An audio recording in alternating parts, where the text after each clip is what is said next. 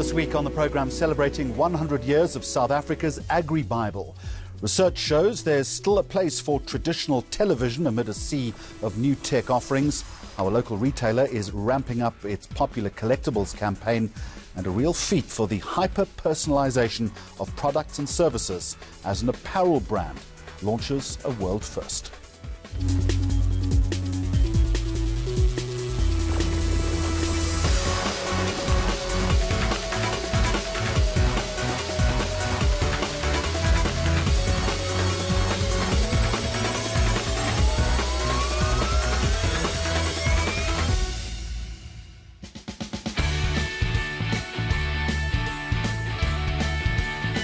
It all started in 1919 with the intention of speaking to farmers about their struggles to relay new developments and best practice in agriculture, and also to prevent the threat of urbanization at the time. Fast forward 100 years, and Landbouweekblad is still considered South Africa's foremost agricultural publication. Now under the leadership of editor Chris Burgess, it seems fitting that the magazine is celebrating this milestone at the NAMPO Harvest Festival in Bothaville in the Free State.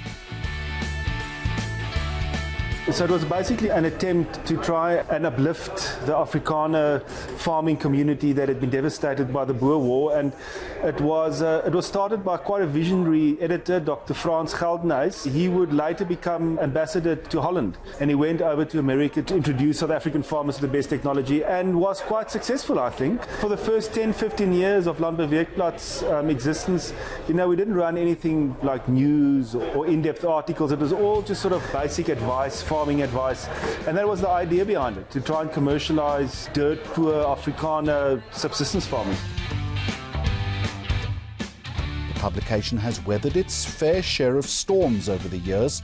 The Great Depression in the late 1920s almost saw the closure of the publication. The age then of digitalisation and shifting audience trends also comes with its own set of challenges. But, says Burgess, you don't get to the 100-year mark without being crafty. We subscribe to the axiom of Churchill: when you are in a very difficult position, you just keep buggering on. We sort of follow the fortunes of agriculture, and agriculture has actually been doing quite well. Wandile Sehlobe, Ag Business's chief economist, he was saying that if you had invested in agriculture in the past 15 years, it would have beaten most asset classes. You just look around NAMPO, you can see there's a lot of money in this industry, and we basically try and serve our farmers, and I think because we've got such an identifiable audience, that helps a lot. And I think our diversification strategy has been quite successful, that we haven't stuck to just a magazine. We've branched out into food journalism. We've gone down the value chain. We've had great success with our TV program. We're looking at branching out into English. So, we're always looking at opportunities how to diversify, just like any farmer, And I think that is how we've been able to survive a very turbulent part of agriculture's history. I think a lot of the problems that the farmers face today are the same problems that they faced in 1919. In 1919, when we started, 500,000 South Africans had died from the great flu epidemic, and I think that's the only thing that really has changed. At least we've gotten flu under control, In terms of the weather, in terms of problem animals, in terms of markets, I think it's all very much the way it was in 1919. I think the advice that farmers need has changed. It's become such an incredibly technologically advanced industry, and the margins are so thin. I think what we try and do for farmers is we try and provide the context. We try and connect the dots.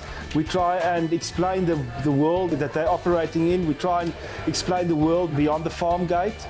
I would say the big shift has been from advice to context. There are no holy cows when it comes to the publication, which doesn't shy away from tackling prickly issues such as land repatriation. You can speak to 90% of farmers at NAMPO and they will say, we would like to solve the land issue. We can solve the land issue. So the holy cows just don't exist, because farmers are practical people that are solution driven. We had a land conference last year at Bothaville, which made the headlines. And there we got farmers together to explain to the world that there's a solution for the land problem in in every discipline of agriculture, from communal farming with people like Mrs. Gloria Sarobe, to family farms, to restitution farms, to big corporate farms. The only thing that we need is sympathetic financing. We need soft loans. We need to capitalize the solutions that have already been developed. So whenever we hear that we need to have difficult discussions about land, we do tend to roll our eyes, because we don't need to have any difficult discussions about land. We could have very optimistic discussions about land. The solutions are there. Could we please just start implementing them? With the media industry in flux, Burgess believes that specialist agricultural reporting still holds a valuable place in the media sector at large. It takes a while to develop an agricultural journalist, because it's a very specialized field and there are a lot of nuances that you need to know how to negotiate. So, I mean, we've got a range of journalists working for us, from people with doctorate degrees to very junior people that we get out straight out of university. We try and couple them with more senior people, so, you know, to give them a bit of to ease them into the industry. For us, the challenge is to be able to provide the specialized content that farmers actually require. So we also do tend to lean a lot more and rely a lot more on specialist writers that actually have the inside track of what's going on in a very specialized industry, you know. Next on the programme, a bold step towards hyper-personalisation. Get those wallets ready as a local retailer ramps up its popular collectibles campaign.